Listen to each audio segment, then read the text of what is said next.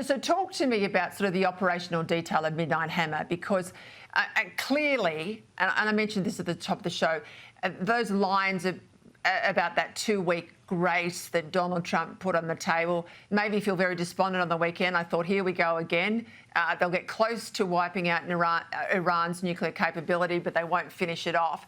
But here he was on Sunday, and they went public with, 7 B-2 bombers, 125 warplanes, precision weaponry. They were in and they were out before the world woke up.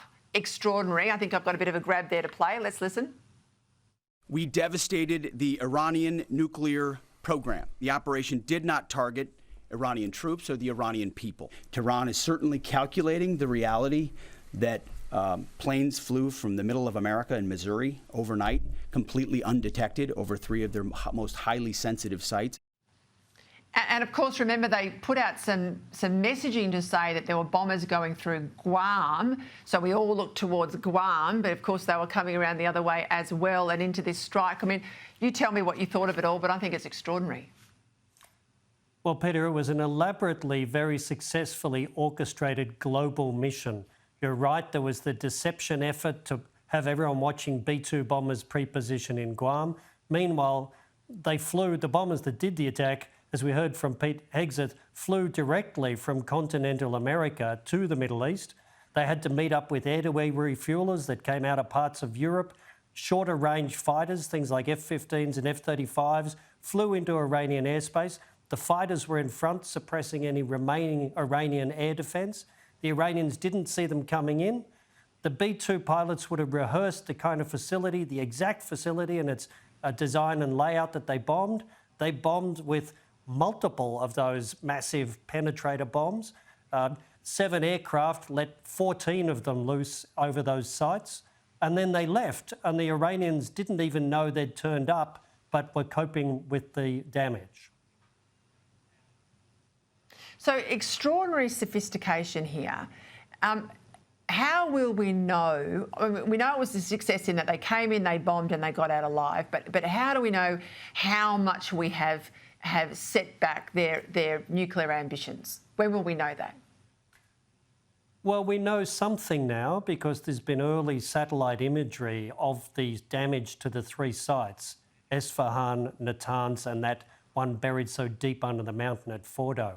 It looks like there's extensive structural damage to all 3.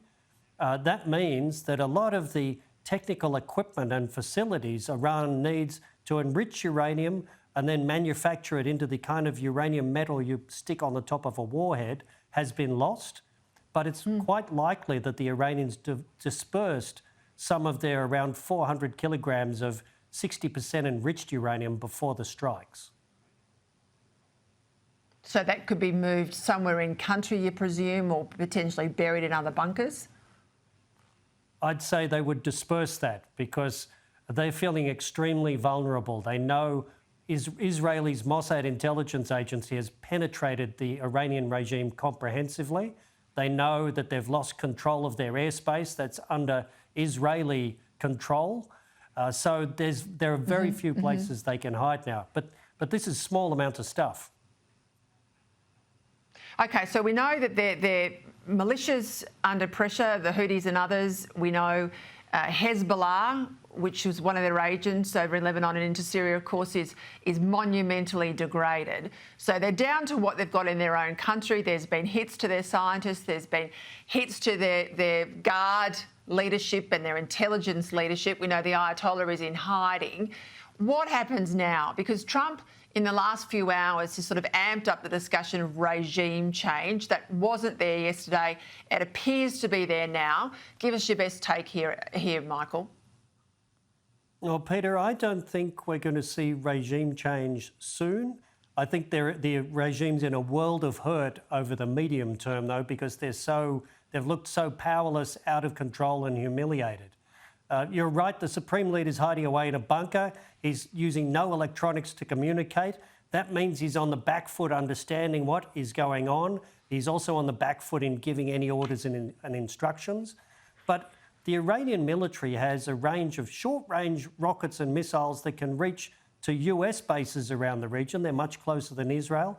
And they could do nasty low-tech things in the Straits of Hormuz, like float sea mines there to disable the world's energy supply. There are things they can do.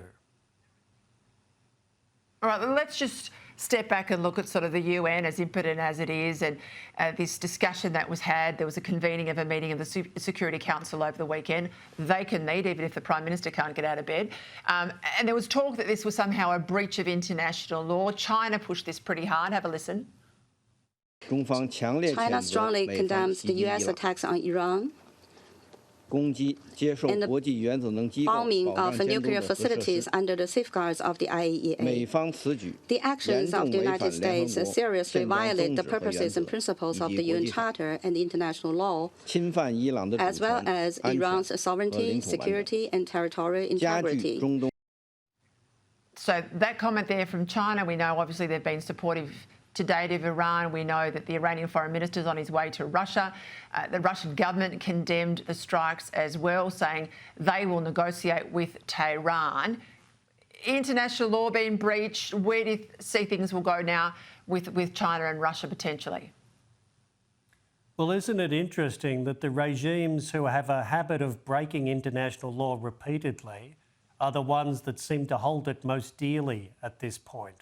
So the supporters of Iran, and Putin is dependent on Iran for some of his drone supplies, and Beijing breaking every international law whenever they feel like it, they both now have an attack of principle.